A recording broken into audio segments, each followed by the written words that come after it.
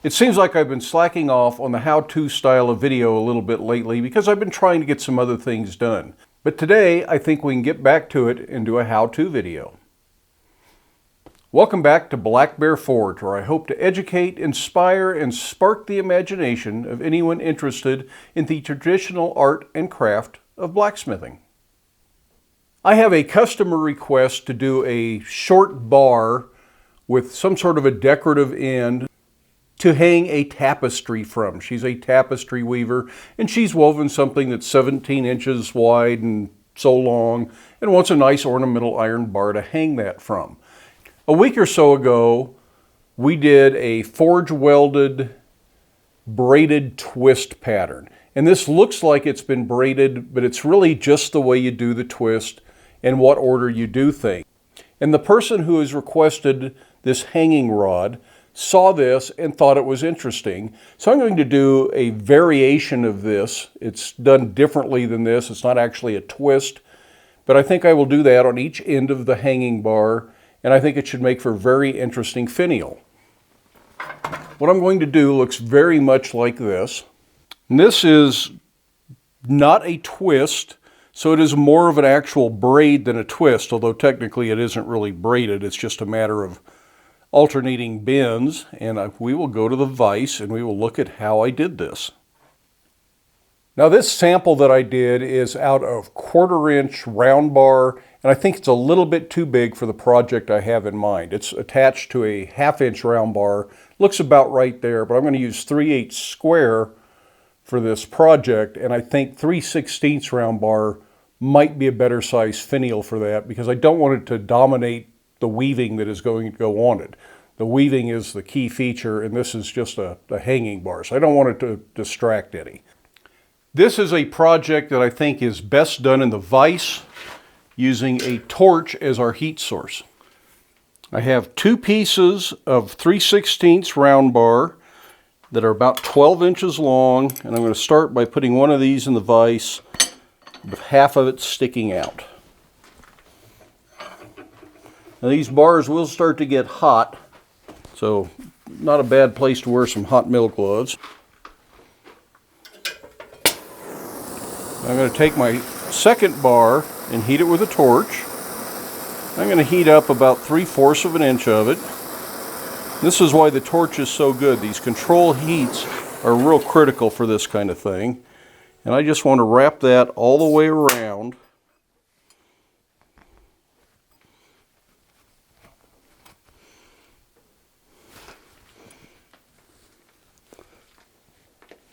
Just like that. Now I'm going to take this out of the vise.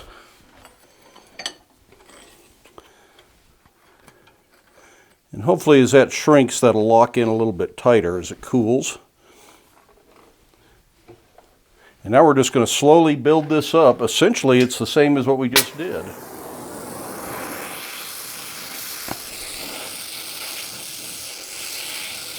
And I'm heating these bars just back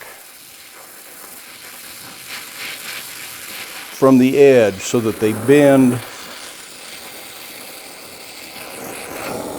back in here and not up here. If I heat it way up here and get too much heat, it's going to be a real loose, lazy bend, and in the long run it's not going to go tight.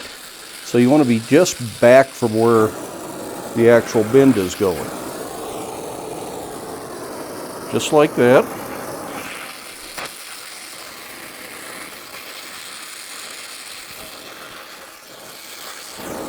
And if it doesn't quite go, right there it starts to pull tight, so I can move my heat up just a little. And you could use oxypropane at this point for this. I don't think a regular propane torch will get hot enough for this to work very well though. And you just slowly build this up. Really a fairly simple technique.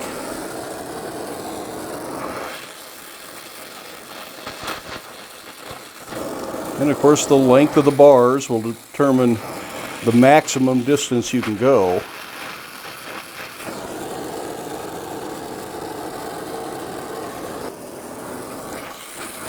And after you've done one of them, you can figure out how much bar it took to get to the length you really wanted.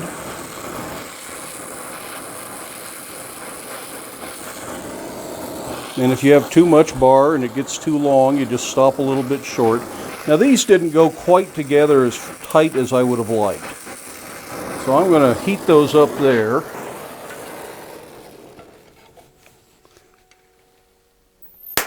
Give it a little squeeze with a pair of tongs and I can tighten those up.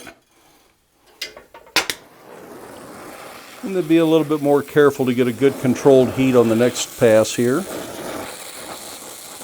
Sorry if my hand's in the way. This is sort of a hand-intensive little bunch of bends. And just keep an eye on how far you're going and how much you really want. Since I'm going to do 2 of these, I need to make them match. But since my bars are cut the same, that shouldn't be a problem.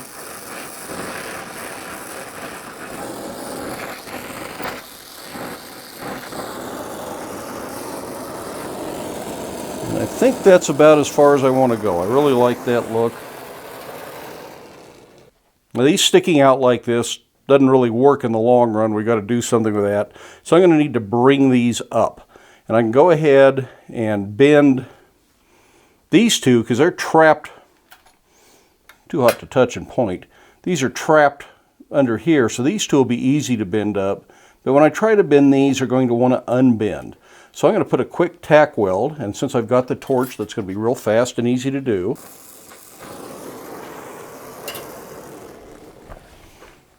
So there's just a quick little weld there to hold those together. By the way, I'm using a gas saver valve on my torch. It has a pilot light so I can light the torch, and when I hang the torch up, it goes out. And I just want to bend all these up at 90 degrees.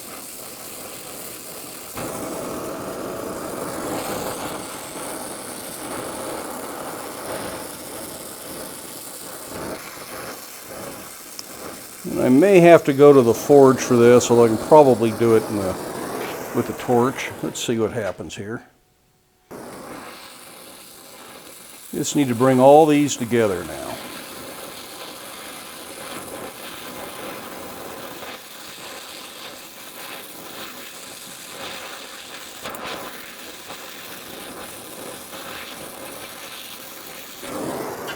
This whole project won't get finished with a torch, but I think this whole element can be. Which is nice because it's a hot day today and it's more pleasant to not light the forge.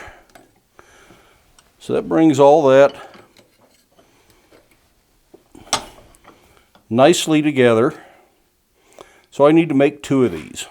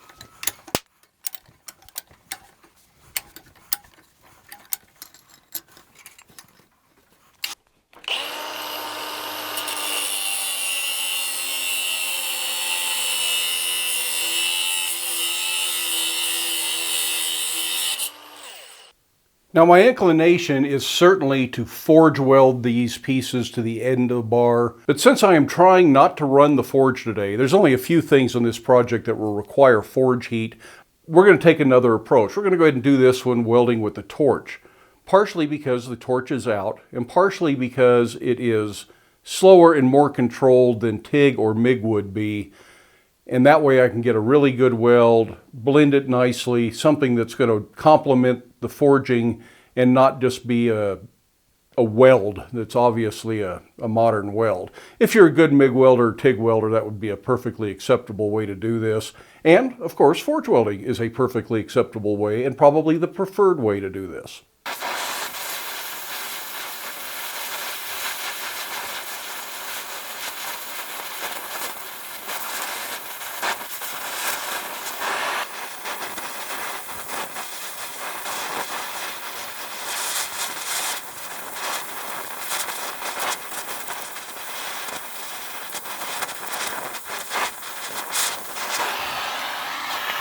Now that both finials are attached, I'm going to mark my center point on the bar.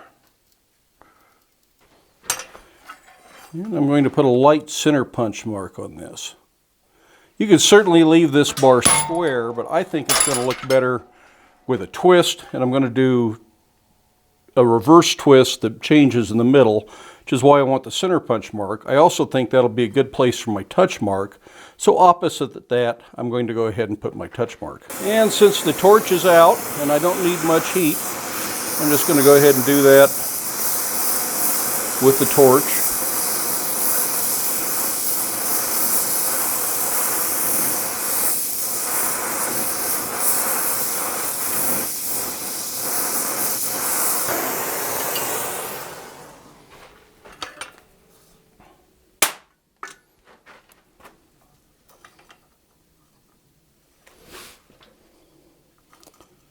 I think this is one that I'm only going to get the last name on there. There's not room for the bear paw. That's right opposite the center punch mark. So now that gives me a very easy to find center for when we do the twist. My gas welds are just a little proud of the surface because of the filler rod, and that gives me a little material that I can work down, clean this up, and make a much neater finished job of it. I think secondary to forge welding, welding with a torch holds up better to reforging than most of the other methods of welding, like MIG welding or stick welding. TIG welding is essentially just another method of using a torch, so it's not so bad. I'm going to do that to the other end.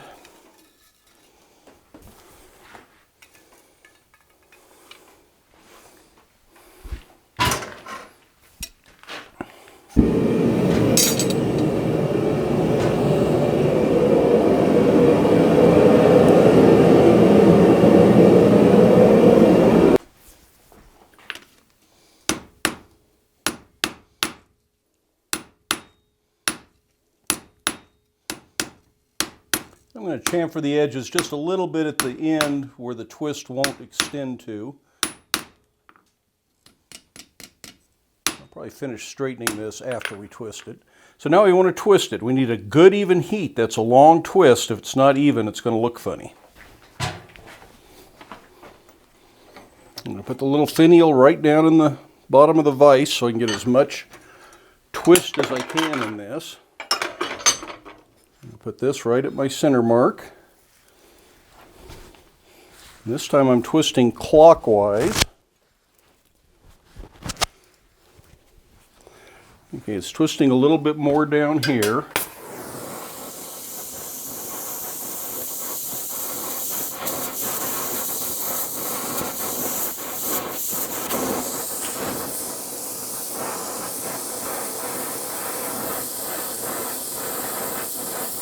A little difference in heat can make a big difference in how evenly a twist twists up. I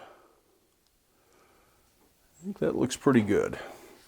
I'm going to turn it around, and we're going to do the same thing to the other side.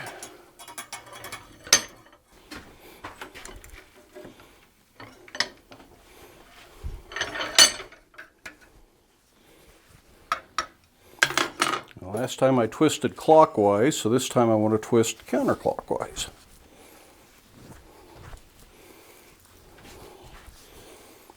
Again, this section is cooling off faster.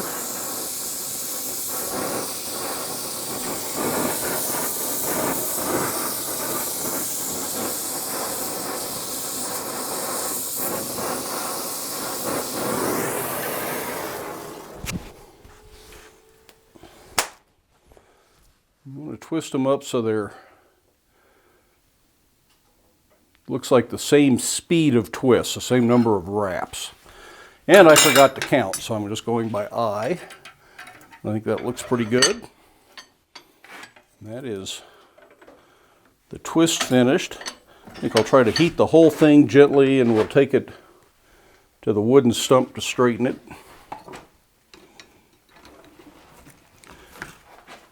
This doesn't need much.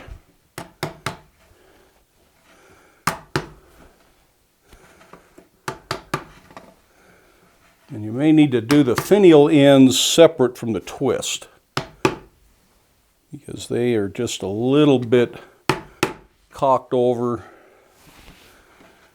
But I don't want to, if I start messing with this, I'm going to end up bending it here. So I'm going to heat those separate.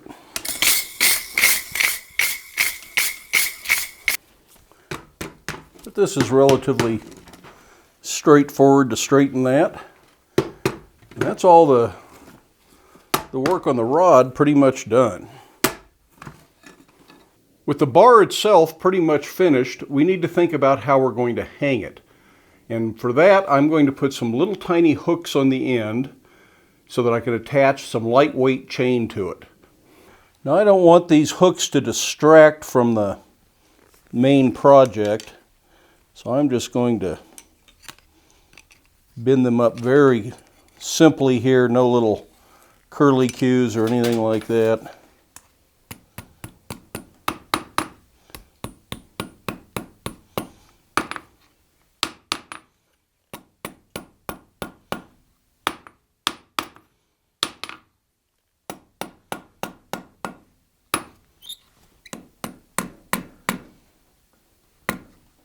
You just almost do these cold in this little rod like this.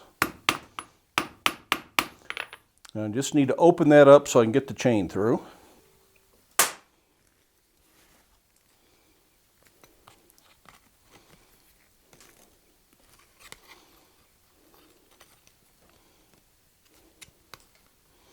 And that's pretty much all I need.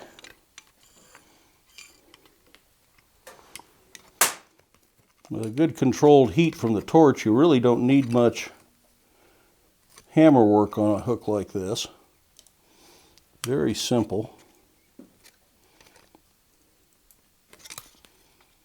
I think that'll do it. Let that cool off, and then we'll cut these from the bar and fit them to the hanger.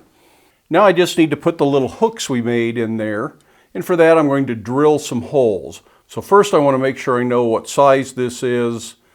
Pick that drill bit. We're going to measure to see where to put our holes. So we have a total of 18 inches between the finials, and I know that her Tapestry is 17 inches. So 17 and a half would be better.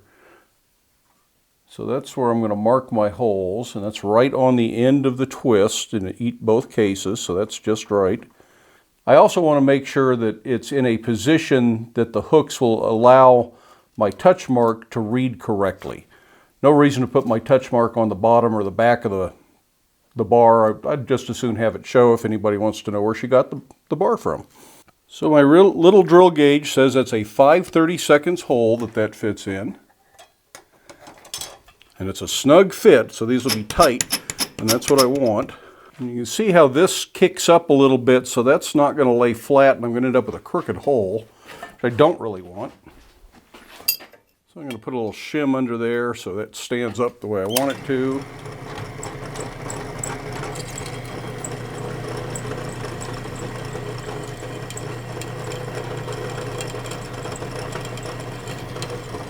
This wants to kind of rock and roll because of the twist, so keep control of it, keep it going straight.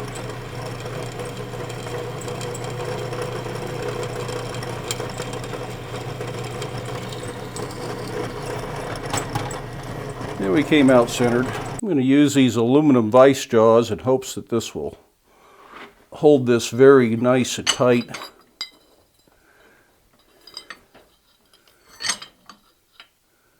Give me just a little extra grip. It's real easy for stuff like this to slip in the vise when you're working on it. And again, just to help make this go a hair smoother, I'm going to go ahead and use the torch, even though this small of a rivet really doesn't need the torch.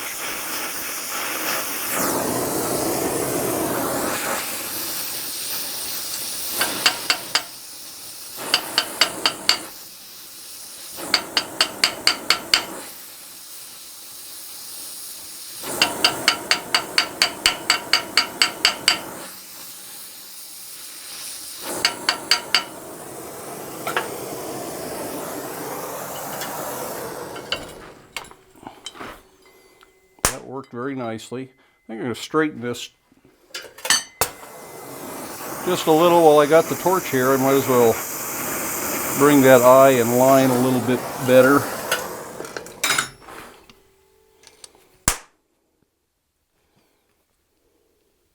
Here is our completed hanger for a small tapestry or weaving. It has a commercially made chain. I was able to find this at McMaster-Carr, a nice, simple, lightweight chain that doesn't distract from either the tapestry or the finials on the bar. They had quite a few sizes of small chain. I was really quite pleased that they had what I wanted. It was available unplated, and I was able to heat it up in the forge and put the paste wax on it so it has the same finish as the bar does. And I made a little hook for it and will include a round head slotted screw so everything matches, everything complements each other, and I think this should be a great piece to display that tapestry on. If you're interested in seeing the actual tapestry, I think the best place to look will be on Instagram, and the username on Instagram is The Wooden Looms. It's the_wooden_looms.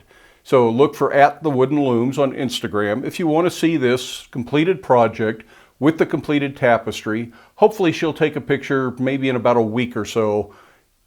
She's got to get this in the mail. She's got to sew the tapestry to it, so it may not be right away, and it may be even after the upcoming show at Weaving Southwest before she ever gets a picture of it, but we'll see. Ultimately, I think there'll be a picture of this with the tapestry on her Instagram page, so we can look for it there to see what it looks like finished. I hope you found this project interesting and educational. Give it a thumbs up if you did. As always, I'd love it if you hit that subscribe button. Feel free to share the videos with your friends, share them on social media, but do make time in your day to get out to your shop, make something, but do stay safe. Wear your safety glasses, and we'll see you for the next one.